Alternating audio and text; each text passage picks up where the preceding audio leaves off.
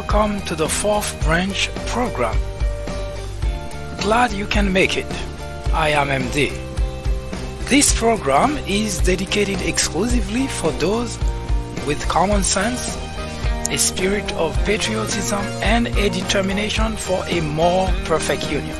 Stay tuned as we begin the discussion of a very important, interesting, and enlightening topic. Hope to hear from you soon. Happy listening.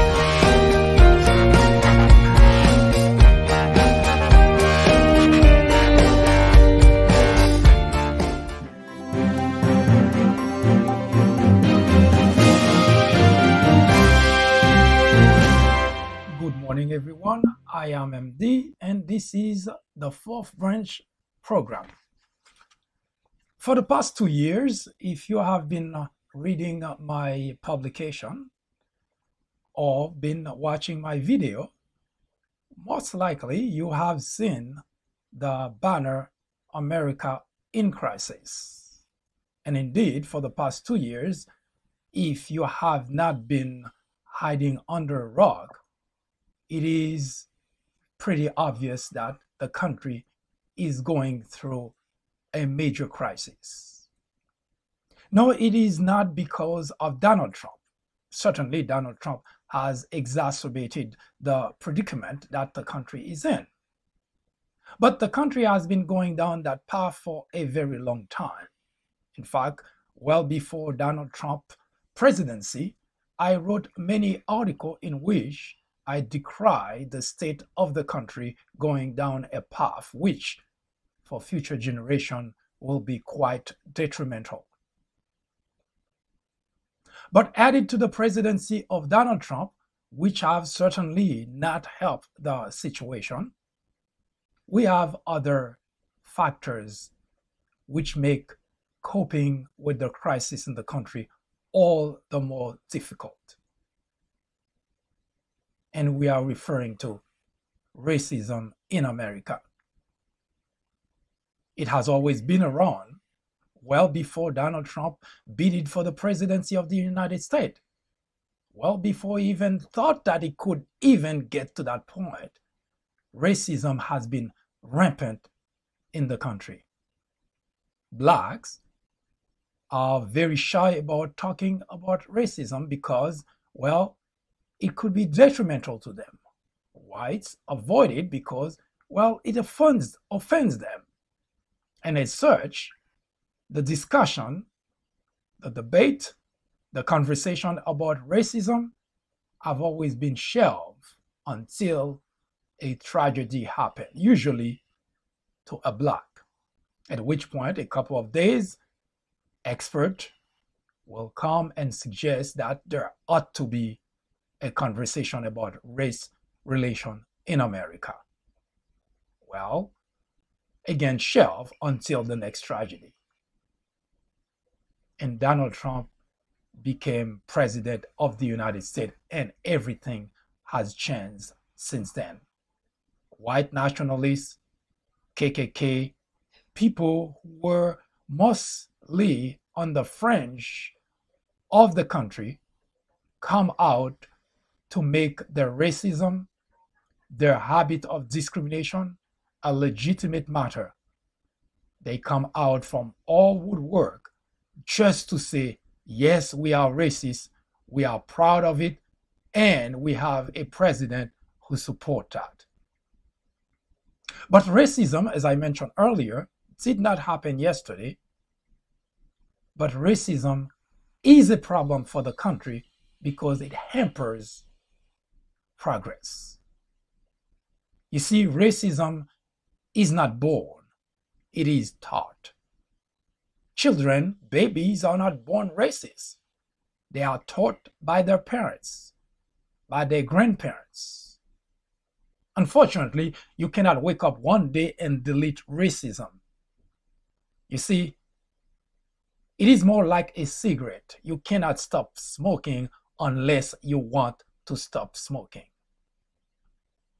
John Roberts thinks it is not difficult to end racism. How do you stop racism? How do you stop discriminating on the basis of race? John Roberts answered the question very simply. You just stop discriminating on the basis of race. It sounds very simple. In reality, it is not black and white. It is a very complex problem. It is all the more complex because there are millions of whites who are racist, who discriminate, and there are millions of whites who are not racist, who do not discriminate. The question is, why is the problem still exists in the United States despite many effort, despite much effort by many, despite the end of slavery, despite rules, regulation, legislation, which are supposed to help with the process.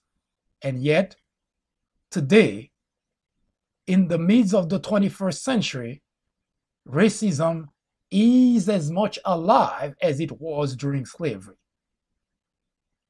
What is the cause of the problem? Who is fueling it? And why? When we return, we'll address this very issue in order to continue the conversation about race relation in America. I am MD, host of the Fourth Branch program, inviting you to join me every Saturday at 10:30 a.m. and every weekday at 2 p.m. for discussions of social political issues and to dissect the meaning and the importance of current events, as well as to understand topics of legislations. The Fourth Branch Project is not associated with any political party, and we at the Fourth Branch do not have any political agenda or aspiration. Our ultimate objective is to work towards achieving a more perfect union by removing ignorance, the biggest obstacle to our democracy. Join me on our next social media broadcast. See you then.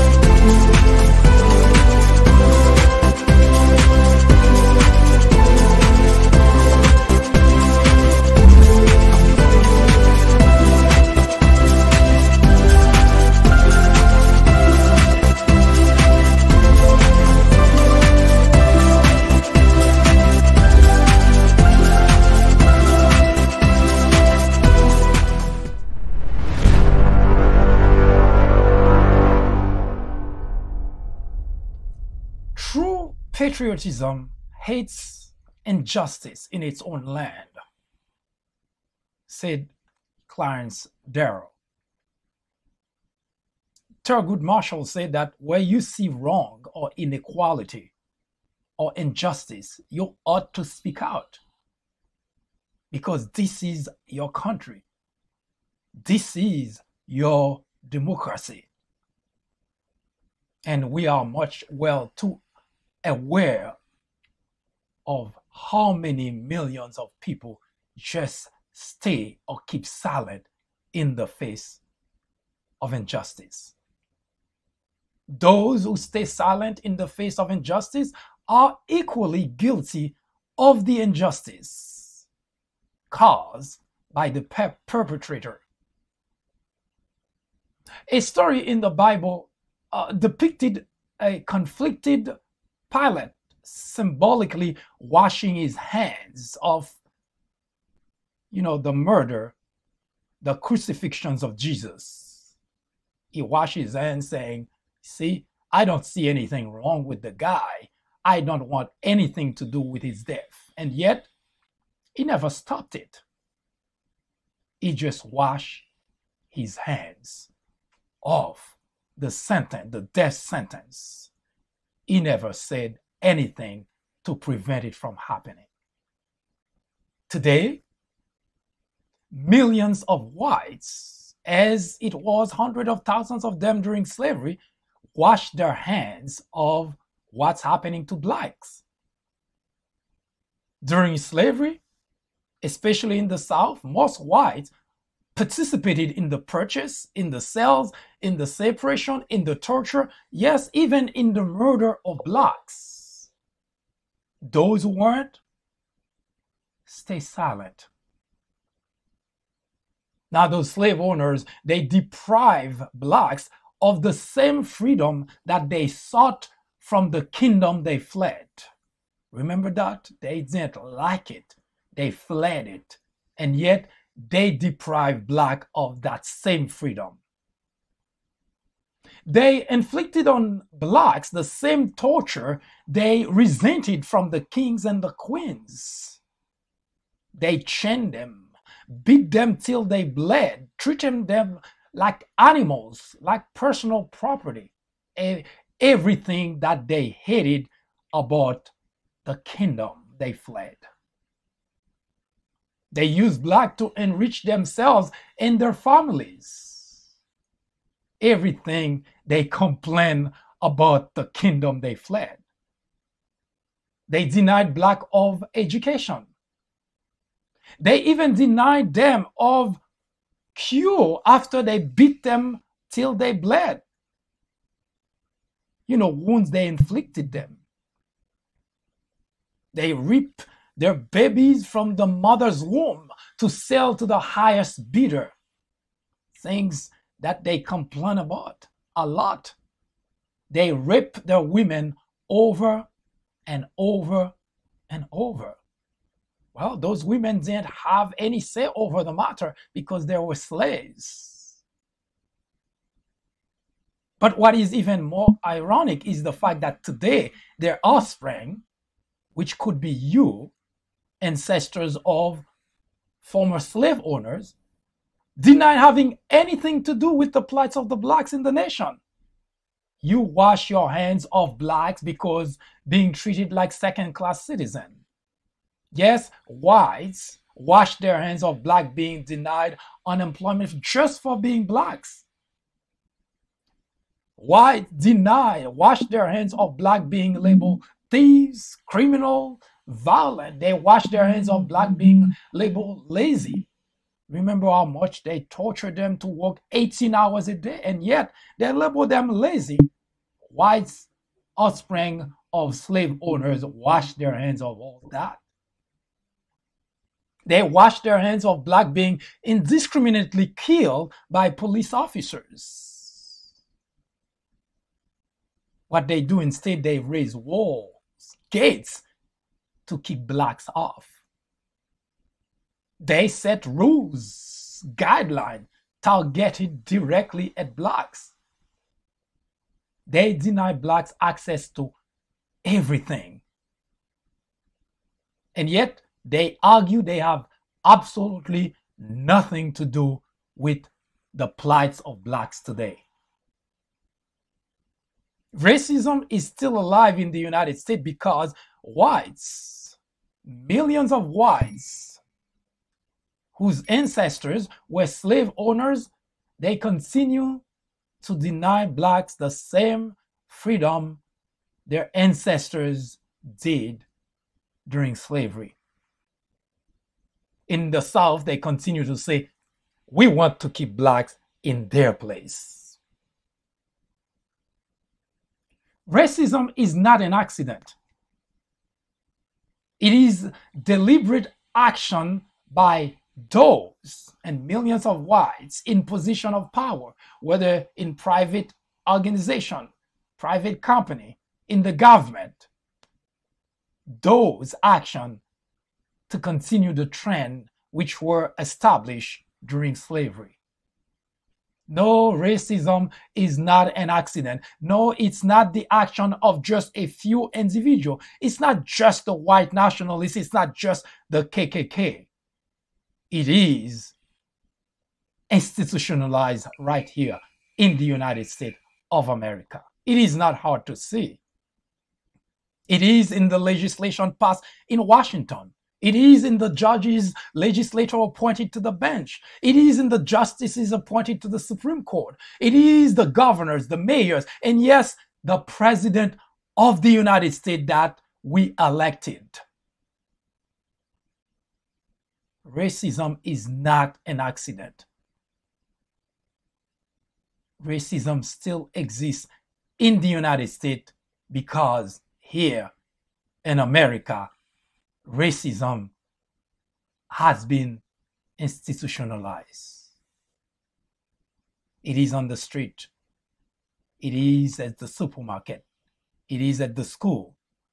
It is with our legislators, with our governors, with our mayors, with the president. It is with you who ignore you have nothing to do with it. It is with everyone who deny its existence. It is with everyone who minimize its impact. Racism still exists in America because those who ignore it think that it will just go away. Those who deny it think that makes it less true. And those who simply practice it believe it is the right thing to do.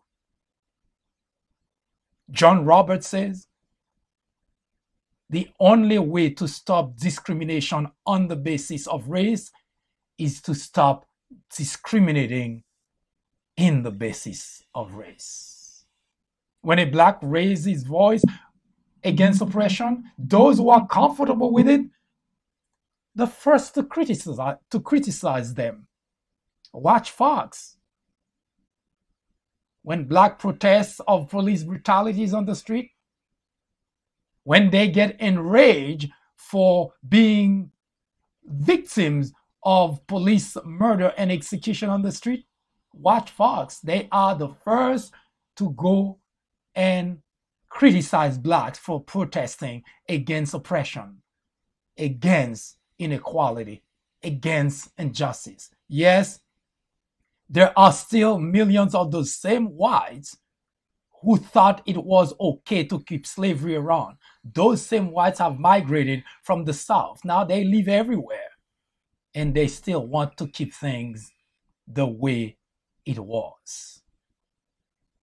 Racism is still alive in America because millions of whites continue to practice racism in America.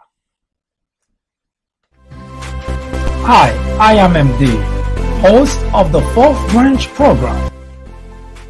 War on Blacks is a new topic added to the Fourth Branch programming in order to discuss the intricacies, the complexities of race relations in America.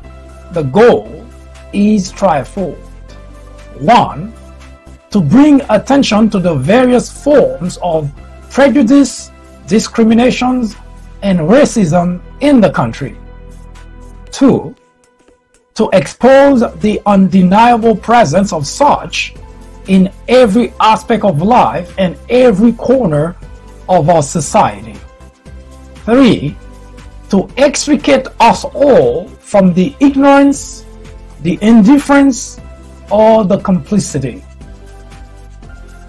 The ultimate objective is to make the discussions of those issues, racism, prejudice, discrimination, a normal part of our lives. Then, and only then, will we, as a society, be able to eradicate the problem.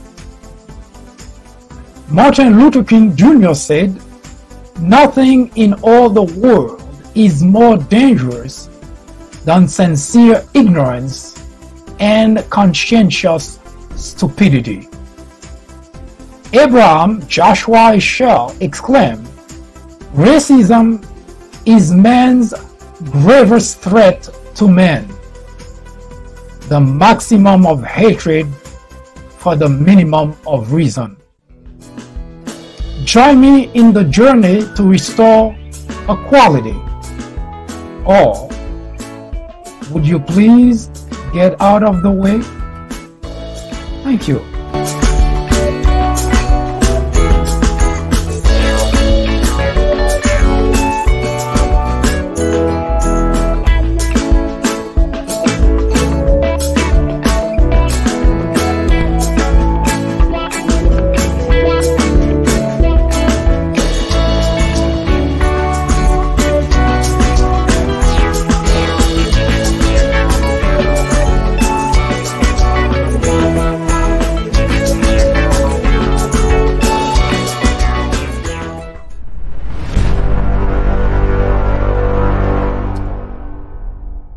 Race relation in America, as I mentioned many times since we began the discussion of this topic, is complex.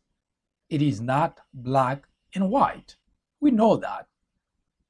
Since even during slavery, there were whites who did not participate. There were whites who hated it. And there were whites who believed it was wrong. But millions also benefited of it, took advantage of it, and practiced it as if it is a normal course of affair. Now, I mentioned earlier that racism in America is institutionalized. This is not just a pretty word. It is a state of affair in the country where everywhere you turn, the system is set in such a way that blacks are always at a disadvantage. Yes, slavery ended a zillion years ago. But blacks' predicament has not improved that much.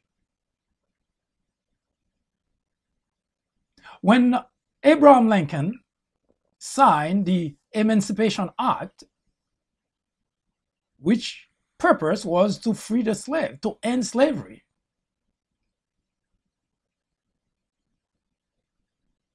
millions of whites disagreed.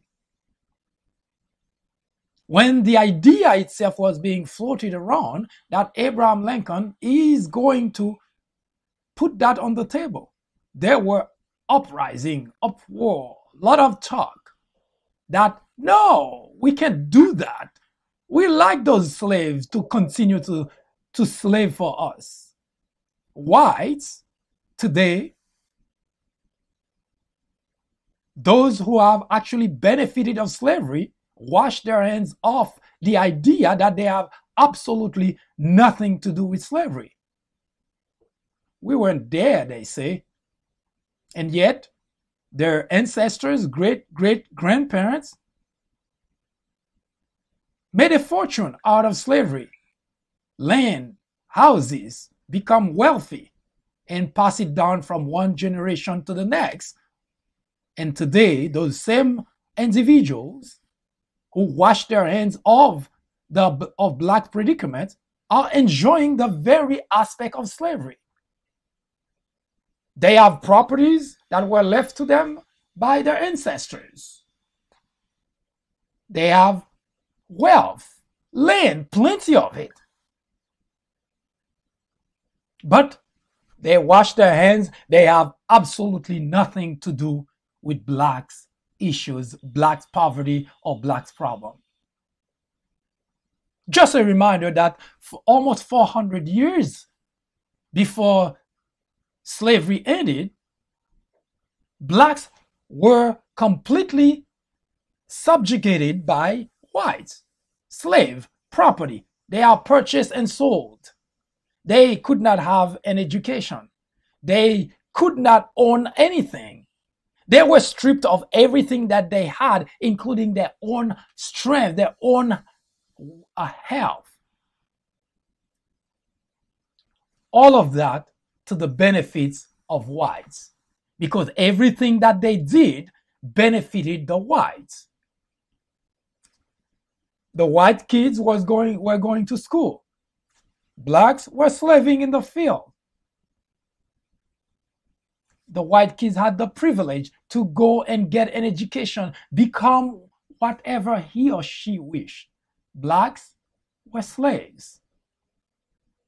Now, for those today, ancestors are offspring of slave owners who wash their hands, that they have absolutely nothing to do with that, consider this.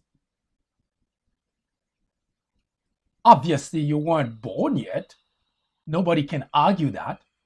But your ancestors, great grandparents, went to school, get an education, went to college, and get a great job, doing well, buying houses, buying land, buying slaves, while the slaves were exactly where they were at the field, being tortured, working 18 hours a day. The same slave today that you calling lazy. Yes, they were working 18 hours a day. And if they show any sign of fatigue, they were beat until they bled. Some of them had their limbs removed to teach them a lesson. Some of them got starved to death. Yes, those same people that today whites call lazy. How quickly do we forget history? How quickly do we forget that we have inflicted on the blacks the predicament that they are today? But we cannot dwell in the past, obviously, because slavery is over. And we're not here to dwell in the slavery time. We're here to show that despite the fact that slavery has been over for over a century, the institution which made it impossible for blacks to move up, those institutions are still in place. Those same guidelines, those same rules, those same barriers, they're still in place. Now they take a different form, obviously. We don't call it slavery anymore. Whites work to keep blacks in their place. It is everywhere you look. It's not just in applying for a job and not being able to get the job, not because one is not qualified, but because rather, well, gee, we ought to promote not the blacks. Talking about that, Donald Trump has been raving about the fact that blacks' unemployment is low, as if he's done something to help the cause. Black unemployment has been dropping for the first 6 years that Obama has been, for the last 6 years rather, of Obama administration. And it's not just black unemployment. Unemployment has been on a downtrend. In general, has nothing to do with anything that Trump has done. But hey, Trump has a magic wand, just like Ronald Reagan. Remember that? Now, just to digress a little bit, to prove the point that Republicans in general have this habit of claiming credit for anything or everything that happened.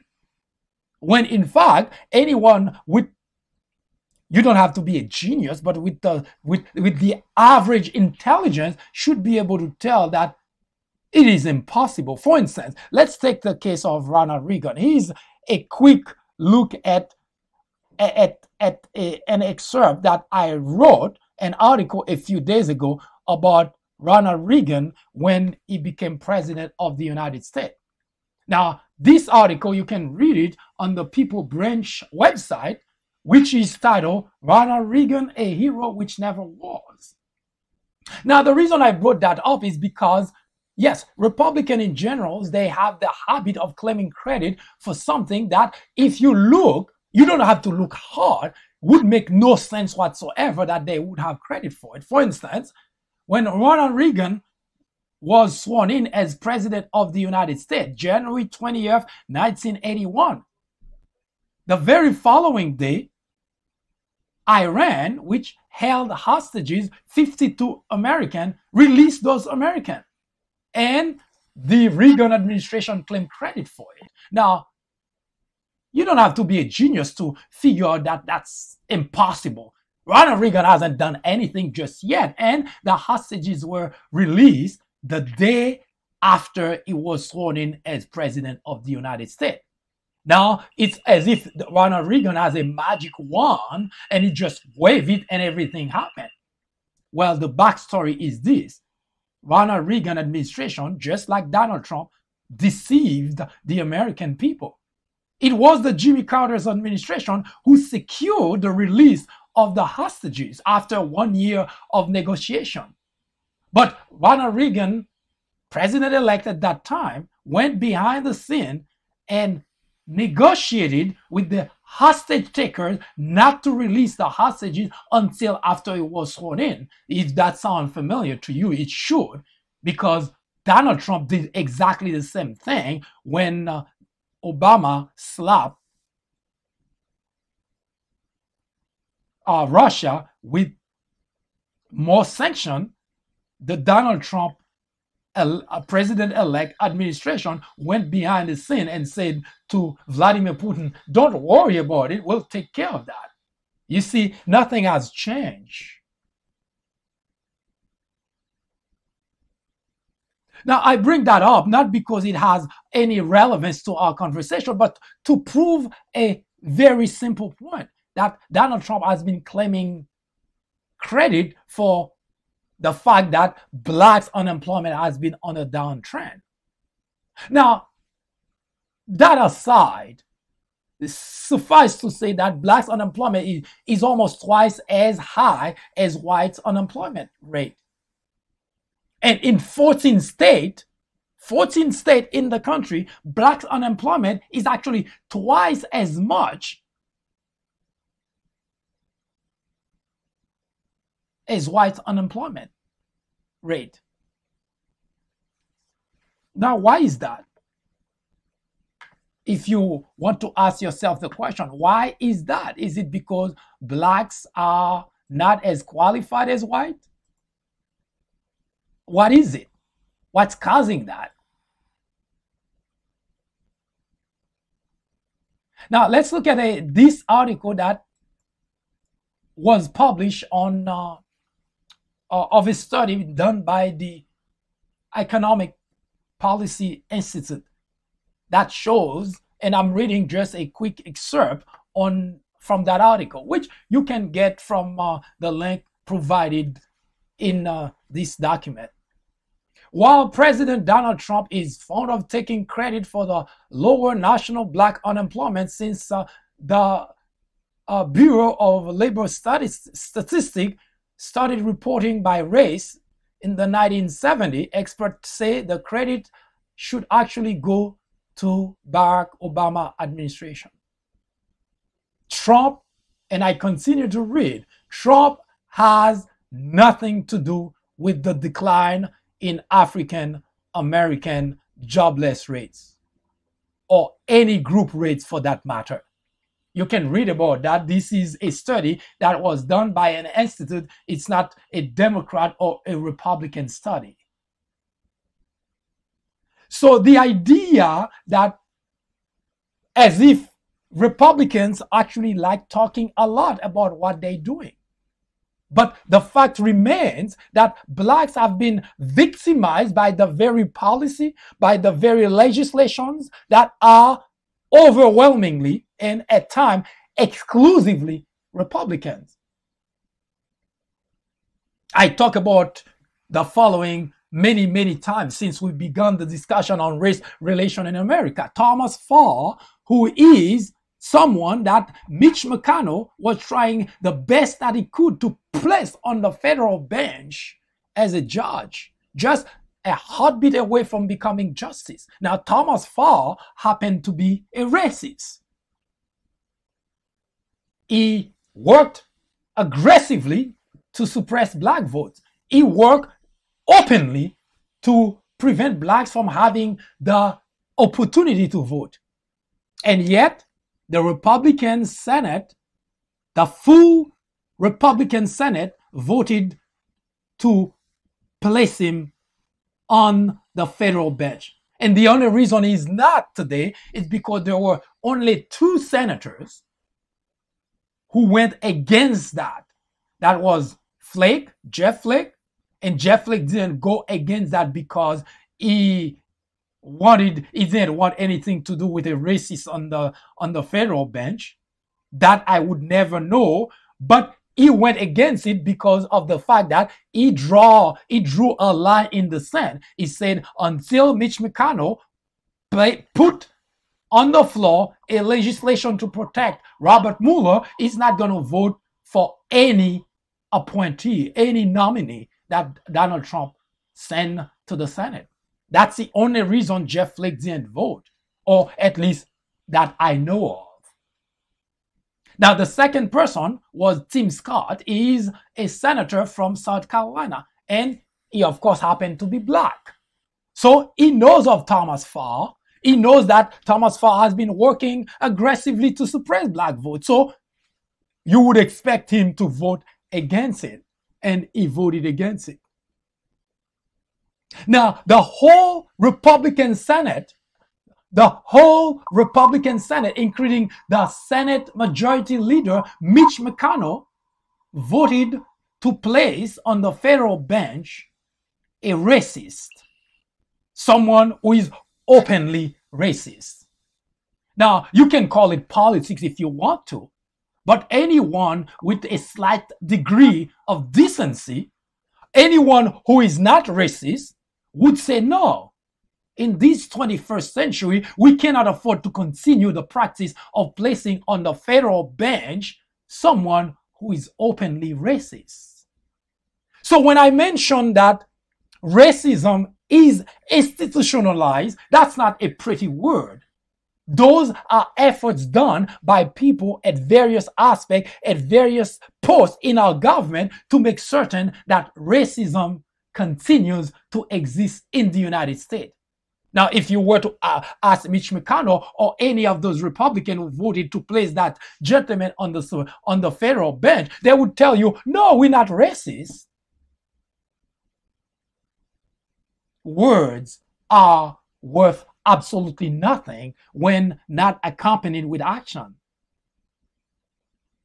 Now, if you vote a racist to place on the federal bench, today, his impact is on the local level, only in North Carolina. Now you want to promote that individual to the federal bench to have his impact on the at the federal level. Yes, you are racist.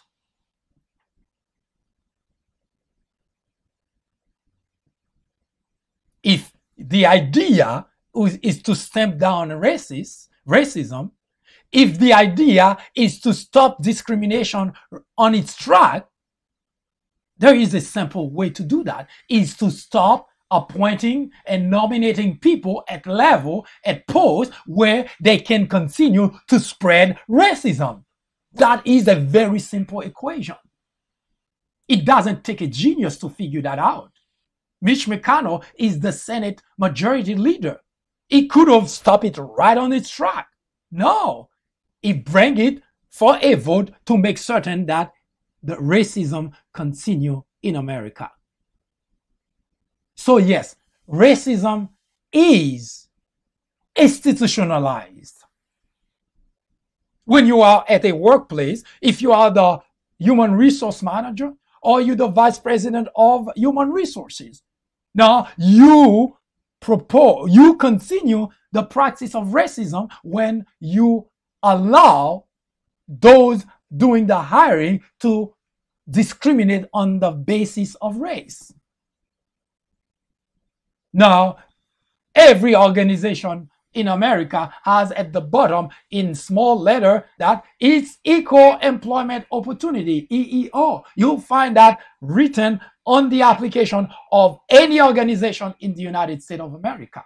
And yet, if that's the case, why are we talking about racism and discrimination at the workplace? Words without actions are worth absolutely nothing. Now, the problem is not simply because of those who practice discrimination. Yes, it is rampant. We have had for the past 3 to 4 years indiscriminating of police killing blacks on the street. Now, you can spin it 1,000 ways if you want to, but you don't have to be a genius to pinpoint the problem. It is racism. And that's why it's overwhelmingly impacting blacks. Police on the street do not hesitate a single occasion to just shoot a black individual, unarmed at that. In the past year, we have example. There was a black kid, no more than 12, 13 years old, playing in a park with a toy gun. By the way, which was colored toy gun. Ohio. Police was called.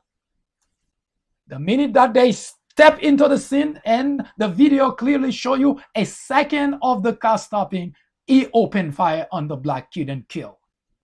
This is discrimination, period. But what makes it even worse is not just about those who discriminate. It's not just those who act under racist behavior. It is also the silence of those who see it, who witness it, and who say absolutely nothing. Yes, plenty of whites see it, they hear it, they witness it, they participated in it, and yet they say absolutely nothing about it. Now, ignoring the problem will not make it all go away. To deny it doesn't make it any less true.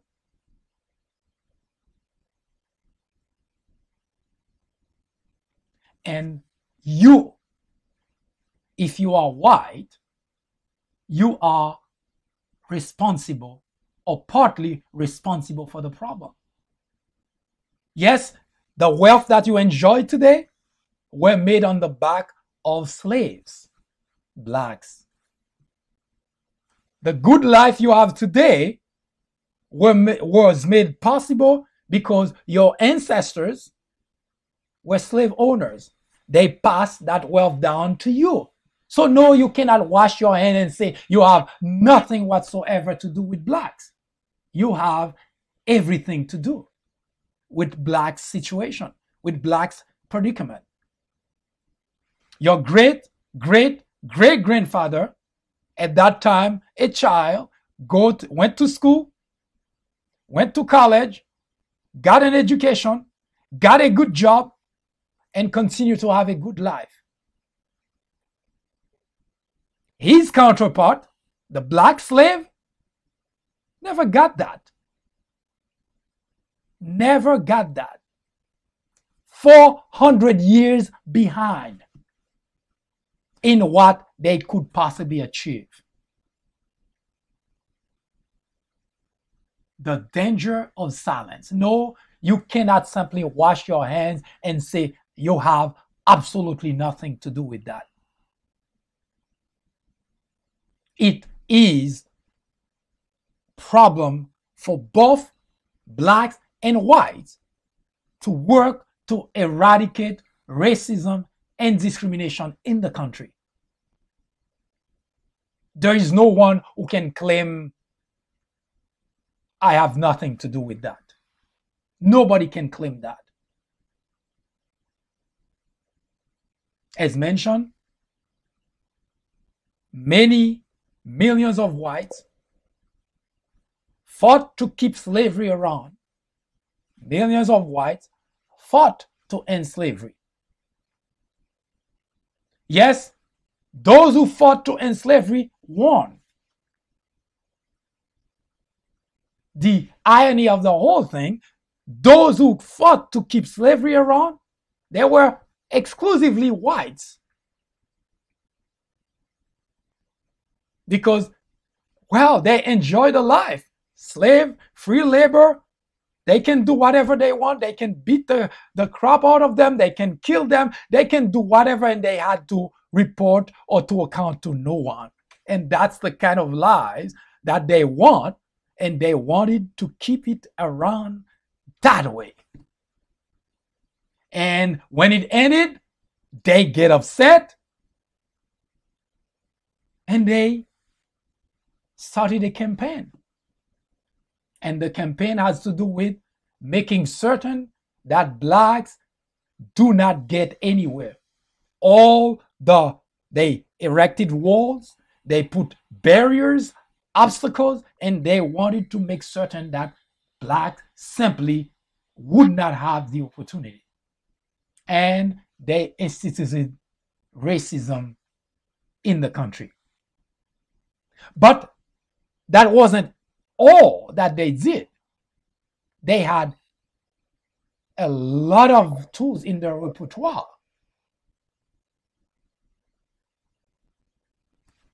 They blame blacks. They say blacks are violent. Blacks are criminal. Blacks are lazy. Everything that's bad were put on blacks, while the institutionalization of racism was taking root. They were good people who happened to beat blacks until they bled. They were good people who happened to torture blacks. There were good people who happened to slave them to working 18 hours a day. There were good people who chased those blacks who were trying to escape slavery and just shoot them down. All that is the picture that they painted for the rest of us. They were good people, but blacks, criminal, slave, thieves, violent. Even as of today, we still have police officers killing unarmed black men and say, I was afraid for my life, blaming the victims. I was afraid for my life. For what? Someone who is not armed, you unload your weapon on that individual, you were afraid for your life? Yes, it's the blaming of the victim tool, that the institutionalization of racism in America. Blaming the victim. Today, even some blacks get into the bandwagon. I heard that individual, I believe it was that fool, Kanye West, who say slavery was a choice.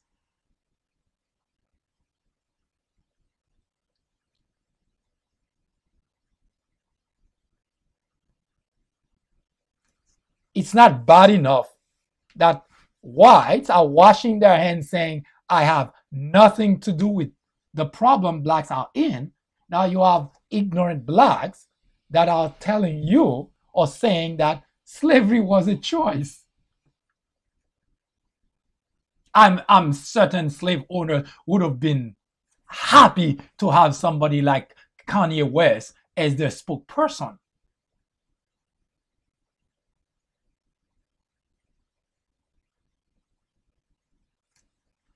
Beyond slavery, white former slave owners work aggressively to institutionalize racism in America. It was easy in the past to simply pinpoint where they are. It was mostly in the South. But with technology, with migration, they're everywhere today. Yes, racism in America is real.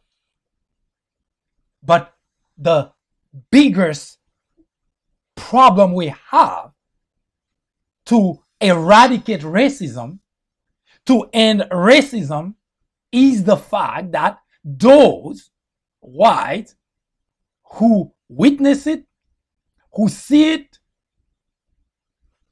they stay silent. They say nothing. Hi, I am MD, host of the Fourth Branch program. War on Blacks is a new topic added to the Fourth Branch programming in order to discuss the intricacies, the complexities of race relations in America. The goal is threefold. 1. To bring attention to the various forms of prejudice, discrimination, and racism in the country. 2. To expose the undeniable presence of such in every aspect of life and every corner of our society. 3.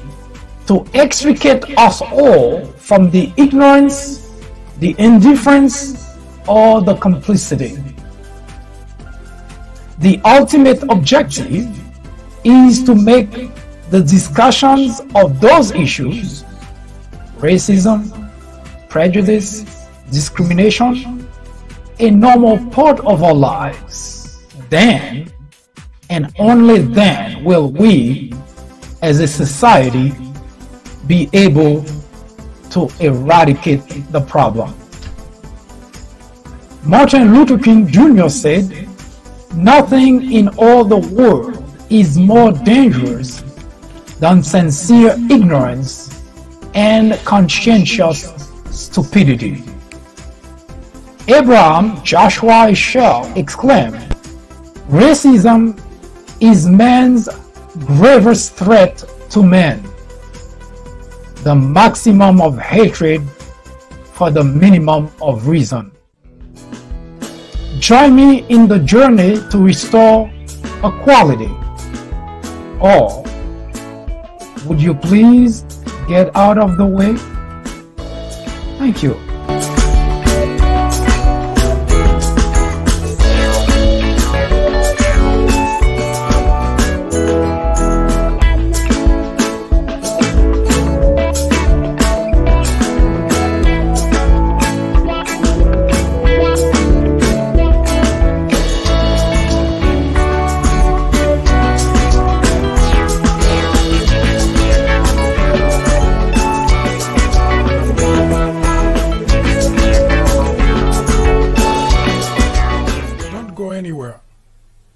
The Fourth Branch program will return in just a moment.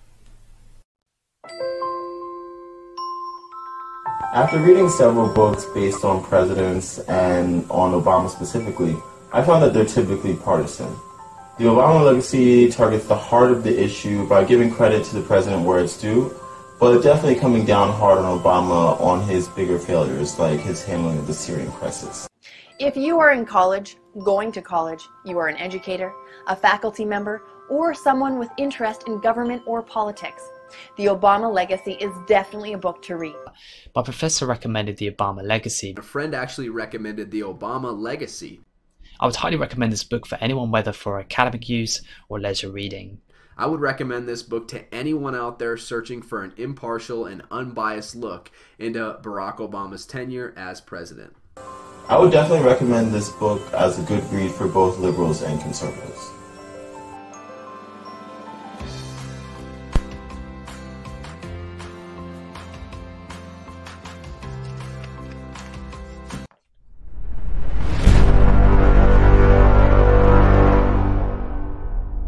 Why does racism matter to whites? Well, you would have to take another look at slavery in order to understand why that is. Now, as I mentioned before, we continue this format of race relation till the end of the year. And next year, we will bring back the continuation of slavery and the rebellion. That's where we left off. And when we change the format. But racism is important to whites, those who are racist, those who discriminate. It's because it provides the psychological advantage and the opportunity to keep things the way that they want to keep things. And when I mentioned that it is institutionalized, it sounds like a big word, but all it means is at every aspect of life, every corner of our society, whites set in place rules, guidelines, principles, which are not meant necessarily to improve anything, but to be a hindrance to blacks, to be considered an obstacle to blacks. And I'll give you a couple of examples before we move to the other important aspect of the institutionalization of racism. When slavery was officially ended by the Emancipation Act, courtesy of Abraham Lincoln. Now, for those of you who don't know, I definitely like to mention every time that I say that Abraham Lincoln himself did not own any slave, and his parent did not own any slave. Now, I'm not sure about his grandparents, but just to give you a sense as to why he felt the way that he felt. In fact, Abraham Lincoln said, "As I would not be a slave, I cannot be a master." It is a very interesting way to find whether what you're doing is actually okay, because you reverse the table and say, would I want to be in that predicament? Now, after slavery was over, after slavery ended, now another struggle, another aspect of the struggle for blacks began. And it wasn't any better for blacks in the beginning either, because remember, they had absolutely nothing. They were stripped of everything that they had. Now, if that sounds like just poetry, it's not. Imagine for 1 second you were captured, kidnapped somewhere by some, obviously against your own will, but not only kidnapped, because that's exactly what happened to the blacks in Africa. They literally chased them down, captured them, chained them, and transported to a new country where they had no idea, no roots, no nothing. And now they are slaves and being beaten to work against their own will. And if they refuse, they would suffer consequences that today, if inflicted on animals, those individuals would have been arrested and jailed. Yes, that was your ancestors who did that. The same ancestor that they portray as being a good guy. Now, when that was over, now blacks struggling to make a living. Now, whites always blame those they victimize. After doing all that to blacks, stripping them of everything that they had, even their strength. Now, imagine for 1 split second, you're captured, you're not where you're supposed to be, you slave for, 30, 40 years, and all of a sudden, a hero comes and liberates you from the chain of slavery. The only thing you have is whatever clothes you had in your back. On your back, that is. That's the only thing. And this is not movie. This is not speculation. And that was the predicament blacks were in at the end of slavery. After spending 400 years slavering for whites who make a living, great living. Kids go to school, go to college, have a job. I mean, things are going well for them. Blacks, completely illiterate. They didn't know how to read or to write. They were slaves. Now, imagine for a moment. Okay, you're free now. Now, picture yourself in that predicament. You don't have money. You don't have clothes. You don't have food. How do you think you're going to be making a living while you're trying to figure out how to make first your way to the north? Because the north was more or less receptive, welcoming to blacks. But you're in the south. You have to make ways to the north. What do you think you have to do?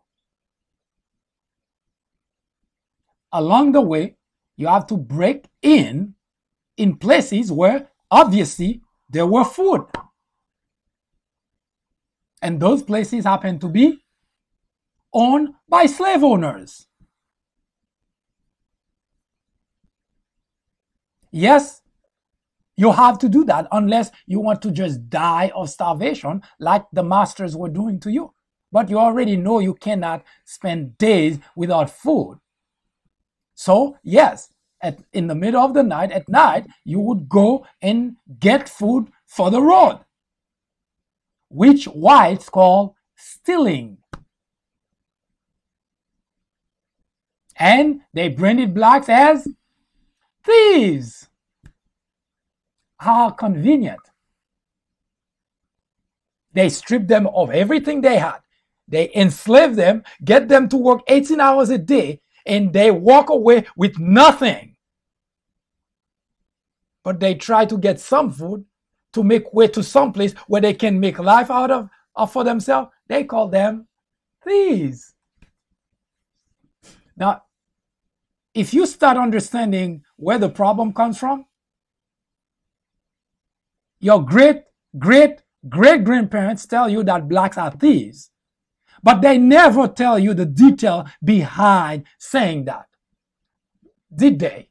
So it passed from your great-great-grandparents to your great-great-grandparents to your great-grandparents to your grandparents to your father, now to you, and of course, you out there, and you say blacks are thieves.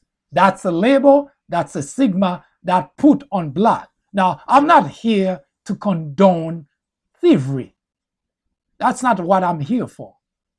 I'm here to educate you so you understand where this problem comes from and why racism continues to be rampant in the United States, and why, when you're using those labels, you also contribute to the institutionalization of racism in the country. So you're not innocent of it. So, yes, that had to happen. Put anyone, any human being in the same predicament, they would act the same way. Blacks could not knock at a door and say, "Can you please give me some food?" What do you think would have happened? Whites would have just shoot them dead, and there is there is no accounting for, because they were properties. So killing a black person would not have mattered. Besides, let's forget about the killing part. Do you think the whites would have given them food after stripping them of their strength to produce wealth for themselves? Of course not. So yes, they had to take from what they work hard to produce. It was their strength, their 18 hours of labor a day. They didn't get paid for that. Yes, in the middle of the night, they ought to go and get food so that they can have enough to make ways to get to the north. Whites wake up the next day and they say, oh my God, blacks stole everything that I had. And they call them thieves. How ironic. Blaming the victim. Words gets are across the South. Blacks are thieves. It reverberated all across the South. Blacks are thieves. You see a black, watch out. They're gonna be stealing your stuff. Repeat it over, generation after generation after generation, until it gets to you, and now you brand every black you see as thieves. And the stigma, the label stays, and you continue to do that. You continue to help with the institutionalization of racism in America. No, you're not innocent of it. You cannot wash your hands of it as if you have nothing to do with it. You have, if you are white, you have everything to do with racism and discrimination in America. You contributed to some extent about it. Yes, you may not discriminate. I say that 10,000 times, that there are whites who are racist who discriminate, and there are whites who are not racist who do not discriminate. But if you are silent when you see it, you also contribute to the problem. You see the problem, you witness it, you hear it, and you figure out, oh, it doesn't affect me. Yes, you contribute towards helping the institutionalization of racism in America. Yes, the problem is complex. It started a long time ago. Unfortunately, it's carried over to this generation.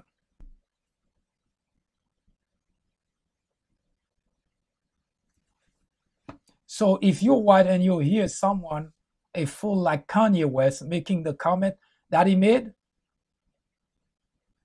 it's not time to rejoice. And if you are black, this is your opportunity to provide him with some education. Because people do say things without any knowledge of what they're saying. They just say things because, I don't know, maybe it sounds good to them. Maybe they just want to say something controversial. Even whites who are racist would not agree with Kanye West's statement because they know better.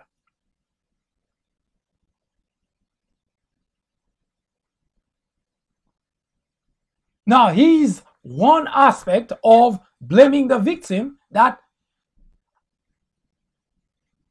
ironically, has been adopted by some blacks as well. Again, ignorant blacks. They say, why didn't they escape slavery? Why didn't they run? Why couldn't they have just escaped slavery if they didn't like it? It's really the way of blaming the victim. Why couldn't they? Let us think. Why couldn't they? Any reason why? Can you think of one reason?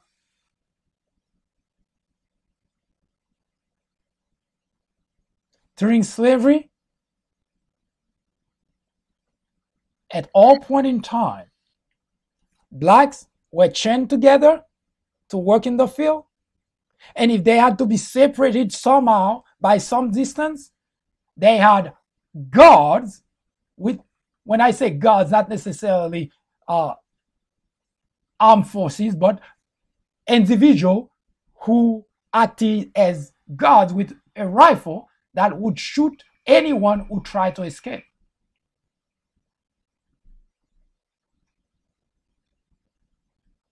But most of the time, when they have to be transported from one place to the other, they all chant together. And there were various levels of pain that some people can tolerate and others couldn't. Some among those people, those slaves, would rather die and try to escape if they were free even for a second. And as a matter of fact, some actually died that way. The minute that they get unchained for a second, they rather get shot and killed trying to escape than sticking around. Unfortunately, not everybody had the same level of pain resistance, pain tolerance rather. Some had family and they hoped that someday they will be able to see their family. They had kids, small kids. They think if they die, they will never have a chance to see their kid. So they endure the torture. So why didn't black escape? You ask, why couldn't they? Why did they accept to stay slave? That's the questions most whites who want to blame blacks for slavery and blacks who are ignorant who want to blame blacks for slavery. That's their argument. Why didn't they escape? Why did they stay slave? As if they were so happy being slave.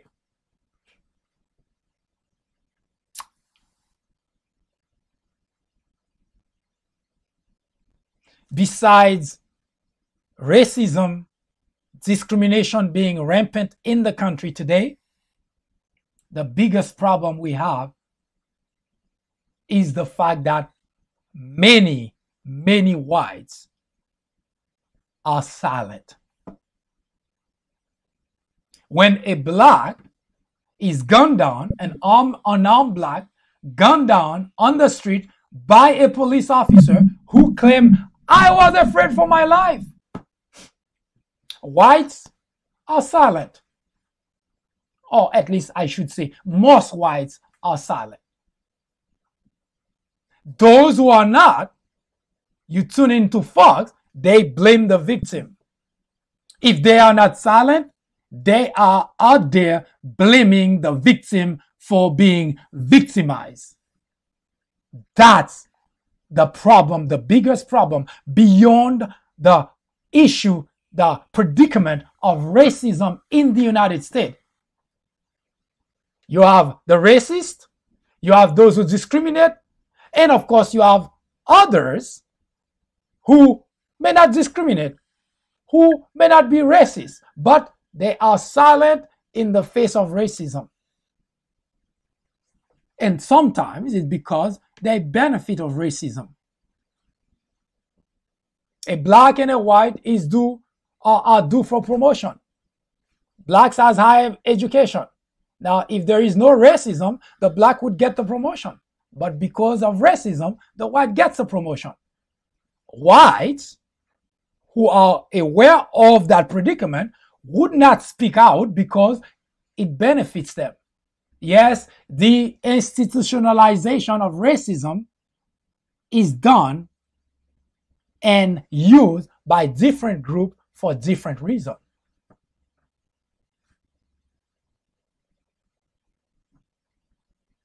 A black and a white apply for a job. The black is more qualified, but the white is hired because we prefer a white for this job. And by the way, I'm very familiar with that particular example that I just gave you because I also was victim of that. And I will explain on our next episode of race relation in America. It is not a philosophical discussion. It is not a theoretical discussion. It is not dissertation. It's not an essay. It's not just something that's being whipped out of imagination. This is real life situation and everything that's being done today in the form of the institutionalization of race in America. There are those who work to put it in place, to keep it in place. And there are those who simply stay silent because either it benefits them or they figured it doesn't impact them. That is the problem of race relation in America. Hi, I am MD, host of the Fourth Branch program. War on Blacks is a new topic added to the Fourth Branch programming in order to discuss the intricacies, the complexities of race relations in America. The goal is threefold. One, to bring attention to the various forms of prejudice, discriminations, and racism in the country. Two, to expose the undeniable presence of such in every aspect of life and every corner of our society. Three, to extricate us all from the ignorance, the indifference, or the complicity. The ultimate objective is to make the discussions of those issues, racism, prejudice, discrimination, a normal part of our lives.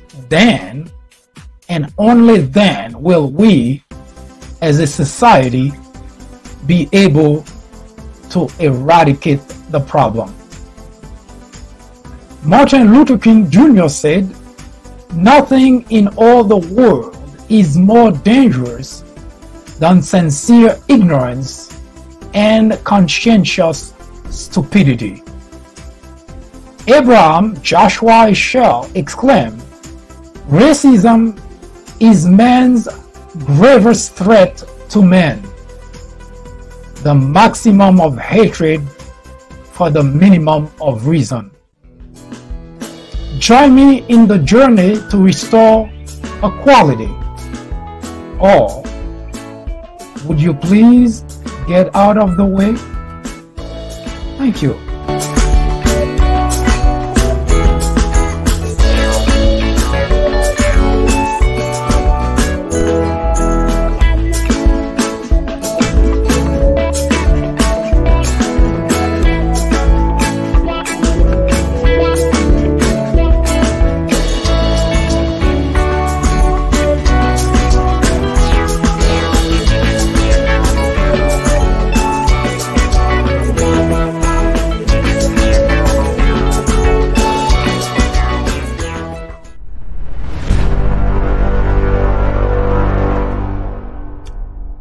I do thank you for spending the time with me, and I hope that these information have been most helpful.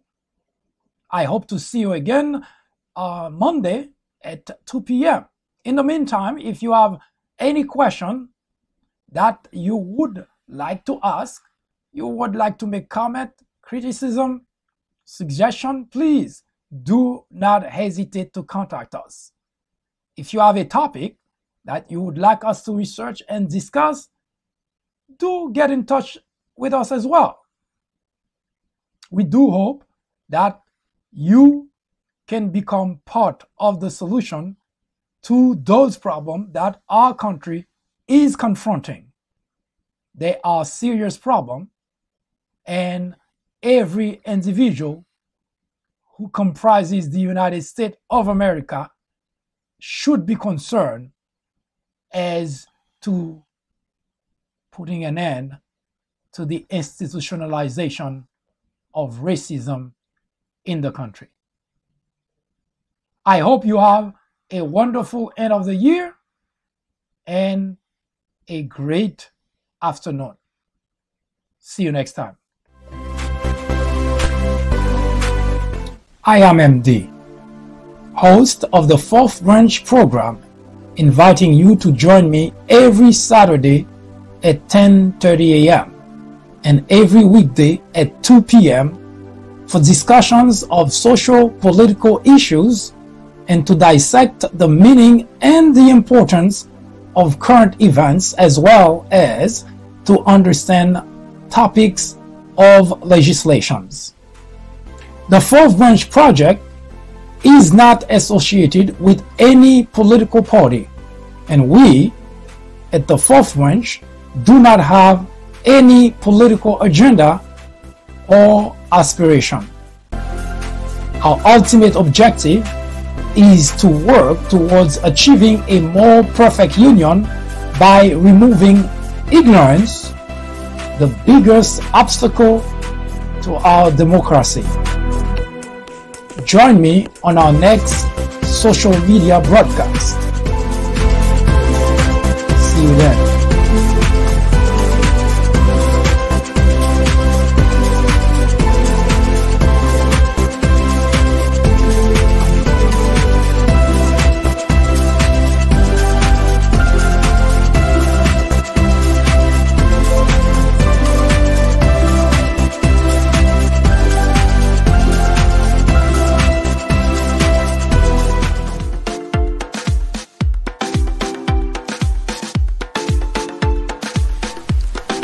The Fourth Branch podcast is brought to you in collaboration with the People Branch publication, which can be found on the People Branch website, located at peoplebranch.org. That's peoplebranch.org. That's peoplebranch.org website, in which you will find a number of very interesting articles. My name is Mike Duchesne, MD for short. I hope you have a great afternoon or a great evening, whichever it happens to be. Hopefully you can join me again next time for another interesting episode of this podcast. That was the Fourth Branch, live from New York. Good day.